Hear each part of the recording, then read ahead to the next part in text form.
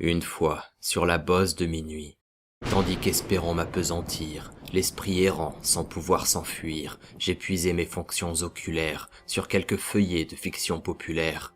Soudain, se fit un heurt, glaçant par cette heure. L'insolent tapotement de quelqu'un frappant doucement à la morte porte de mon déclin. C'est quelques visiteurs. Quelques fils de pute frappant à la morte porte de mon déclin. C'est cela et rien de plus. Putain, distinctement je me souviens, c'était aux premières larmes de janvier. Le crépuscule passé, des gendarmes nous coupaient le sentier. Ardemment je désirais le jour, quoique moins qu'un four.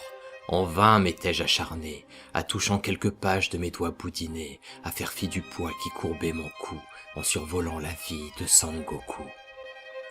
Mais ce poids, hélas, était un doux baiser, celui d'une aimée, lointaine menace, souvenir d'été qui jamais ne s'efface. Un spectre cossu que les beaufs nomment Boku, et qu'ici l'on ne nommera jamais plus. Et l'irrépressible chahut de mon compteur électrique condamnait mon salut aux frayeurs fantastiques. Des vers m'étant inconnus jusqu'à ce jour, ainsi qu'un abat-jour qui marche et éclaire. Si bien qu'afin d'éponger les caresses de ma sueur, je me dressais, répétant ces mots sans valeur. C'est quelques visiteurs qui sollicitent l'entrée à la morte porte de mon déclin. C'est quelques visiteurs semi-attardés, alcoolos, échappés de l'asile qui sollicitent l'entrée à la morte porte de mon déclin. C'est cela et rien de plus. Mon âme se sentit alors plus forte, sans attendre plus et d'une voix morte. Monsieur, ou madame, ou les deux, ou aucun des deux, cisgenre ou trans. En vérité, j'implore votre pardon.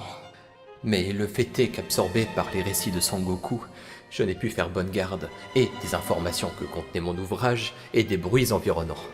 Vous êtes venu frapper si doucement, si faiblement à la morte porte de mon déclin, qu'à peine étais-je certain de vous avoir entendu.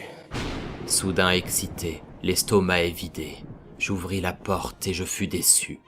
Les ténèbres, et rien de plus. Scrutant l'absence caractérisée de lumière, je me tins grisé, sans besoin de bière, rêvassant d'interdits, de rêves obtus.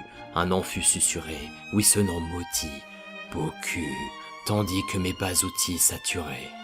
C'était là l'écho de ce que mes lèvres, dans ma triste fièvre, avaient murmuré, Boku, purement cela, et rien de plus.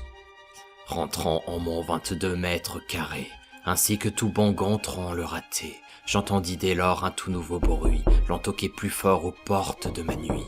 Sûrement quelques cassos violant ma transparente fenêtre. Voyons donc leur survêt, explorons ce mystère. Mon esprit dément fut encore déçu, ce n'était que le vent, et rien de plus. J'ouvrai alors ma blanche fenêtre, et dans un élan lourdement parfumé, pénétra une tige enroulée de fumée. J'accueillais ici-bas la fusion de deux êtres. La tige enflammée fit des révérences, elle m'ombra ainsi qu'un géant de 2 mètres, tant je m'intoxiquai de sa douce élégance. L'objet trônait sur le rebord de ma fenêtre.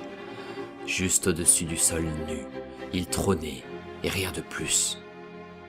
Alors ce maigre cylindre, jaloux d'étubé, commença à m'étreindre avec sa fumée, invitant mon corps de phasme au sport du fantasme. Bien que ta tête soit dénuée des éléments les plus fondamentaux, tu n'es certes pas muet, ô lugubre et ancien dragon traversant sans peine les nuages d'Ilkirch.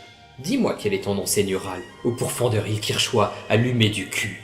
La clope dit « Jamais plus ». Je fus émerveillé que cette malle roulée ait ainsi écouté ma question de boulet, bien que sa réponse n'eût que très peu de sens. J'entamai ma défense et entrai dans sa danse.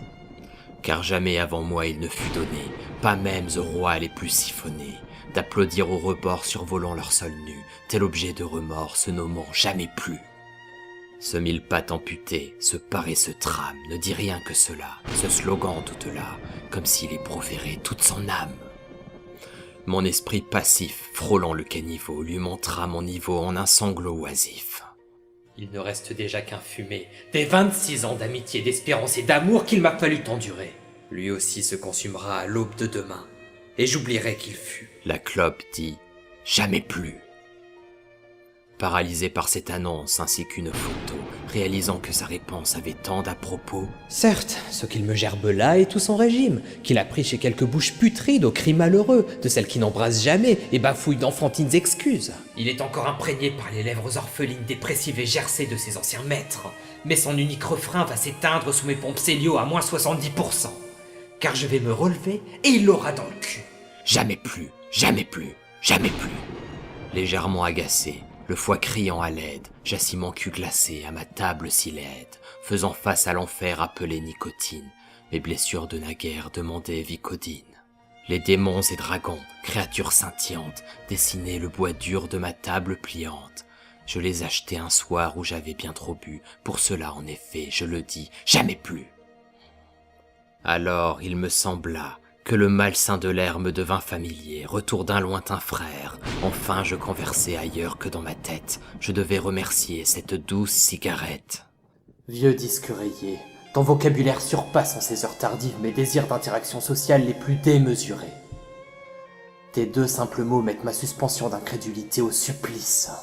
Conversons encore. Les belles sont oubliées, ton phrasé ainsi que ma Amsterdam noieront aisément le souvenir que les beaufs nomment Bocu. La clope dit « Jamais plus ». Prophète, créature d'OCD, pénis endolori, nous sommes 2 à tirer à blanc, alors que tu sois envoyé par un de mes ennemis, ne sachant plus que faire avec son foutu drone. Ou que des bourrasques soufflées du baba d'une montagne vosgienne t'aient amené au bord de ma fenêtre, dis-le-moi, je t'en supplie. Existe-t-il des filmeurs gratuits et perdus? La clope dit « Jamais plus ». Prophète, corbeau de tempête, dénué d'ailes et de bec, vil tentateur pseudo-analgésique, tueur sournois, dangereuse habitude. Toi qui demeures à présent mon ami le plus sain, partageons avec moi le frisson de l'autodestruction et le nihilisme. Rassure-moi de ta crasse homéopathie. Articule le vrai à mon cœur entaillé. Y a-t-il, au-delà du CDD de ma médiocre vie, pareille silhouette à celle que les beaufs nomment Bocu? Jamais plus, Serais-je aimé à nouveau? jamais plus, Vais-je rencontrer des gens? jamais plus, Est-ce que je vais baiser? jamais plus, Est-ce que tu vas fermer ta gueule? jamais plus. Que cette parole soit le signal de notre séparation, serpent nuage de fumée, parasite avide de souffle, peste soit de tes réponses, tu me casses les couilles! Retourne à la lisière des Vosges et fais-en le four que je n'aurai jamais. Ne laisse pas ici une cendre des mythos immondes que ton claque-merde aussi bien s'est permis de proférer. Laisse ma solitude inviolée, quitte le rebord de ma fenêtre, cesse de surplomber le sol nu, arrache tes braises de mon cœur et projette ton drame loin de ma vue. La clope dit « Jamais plus ». Et la clope immuable se prélasse encore, singeant à tort mes larmes de sable. Et sa fumée est semblable aux lémures délurées hantant mon portable. Pénétrant mes narines ainsi que mes yeux, on se viole odieux, la bête s'enracine. La voilà, toujours au rebord, au-dessus du sol nu, et ma foi qui à terre se tord, ne poindra jamais plus.